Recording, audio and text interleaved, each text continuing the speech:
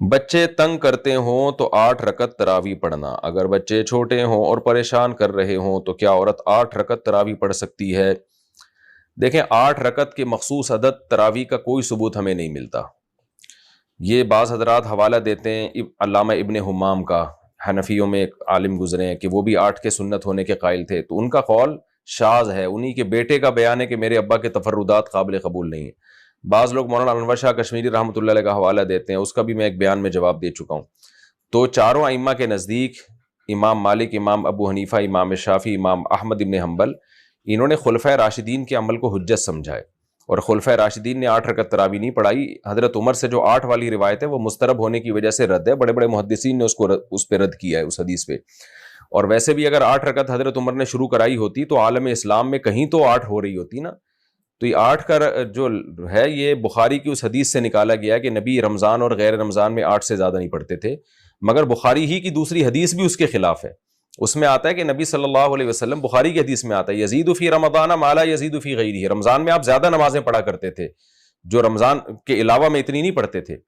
تو ہمارے اہل حدیث بھائیوں پہ بھی تعجب ہوتا ہے، ایک حدیث کو اور بخاری کی لے رہے ہیں، بخاری ہی کی دوسری حدیث جو بالکل اس کے خلاف ہے اس کو چھوڑ رہے ہیں. اسی وجہ سے بخاری کی جو وہ حدیث ہے نا جس میں آتا ہے کہ 8 رمضان اور غیر رمضان میں 8 پڑھتے تھے، بہت سے علماء نے اس کو بھی مسترب قرار دیا ہے. مسترب کہتے ہیں کہ وہ قابل عمل نہیں ہے، کیونکہ اسی پلے کی، اسی طاقت کی دوسری حدیث اس کے بالکل اگینسٹ جا رہی ہے.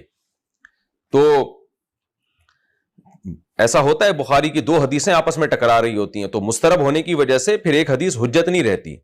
بخاری کی حدیثیں صرف صحیح ہیں، قابل حجت بھی ہیں یا نہیں ہے. تو قابل حجت ہونے کے لیے ایک الگ اصول ہوتا ہے کہ حدیث قابل حجت کب ہے. حدیث قابل حجت اس وقت ہوتی ہے نمبر 1 قرآن سے نہ ٹکرا رہی ہو، نمبر 2 خبر متواتر سے نہ ٹکرا رہی ہو، پھر نمبر 3 خود بخاری ہی کی دوسری حدیث سے نہ ٹکرا رہی ہو.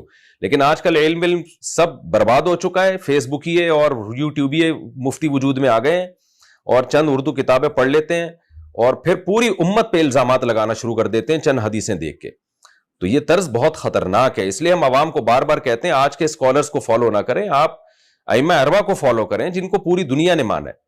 تو پہلے زمانے کے لوگ زیادہ حدیث کو فالو کرتے تھے آج کے لوگوں کی نسبت. آج لیبل حدیث کا لگ رہا ہوتا ہے، فالو حدیث کو نہیں کیا جا رہا ہوتا، فالو اپنی کھوپڑی کو کیا جا رہا ہوتا ہے کہ بس میری سمجھ میں جو حدیث کا مطلب آ رہا ہے میں وہی مانوں گا. تو اس لیے ہم اس میں یہ پوری امت کا اجماع ہو چکا ہے اس پر کہ تراویح 20 رکعت سے کم نہیں ہے. مسجد حرام اور مسجد نبوی میں جو حضرت عمر کے دور سے لے کر اب تک 20 رکعت سے زیادہ تو ہوئی ہیں تراویح، 20 رکعت سے کم 1 رکعت بھی نہیں ہوئی ہے. اب جا کے انہوں نے 10 رکعتیں ختم کر دی اور 10 شروع کر دی ہیں. تو آپ بتاؤ جو کام 1400 سال میں کبھی نہ ہوا ہو وہ کام کیسا ہے، اور جو کام اب جا کے ہو رہا ہے. تو ظاہر ہے 1400 سال سے جو کام ہو رہا ہے وہ ٹھیک کام ہے. 15ویں صدی ہے، یہ فتنوں کا دور ہے، اس میں تو آپ کو کوئی بھی قرآن حدیث کے نام پہ کچھ بھی پہنا دے گا آپ کو. تو اپنے ایمان کو بھی بچائیں، اپنے عمل کو بھی بچائیں.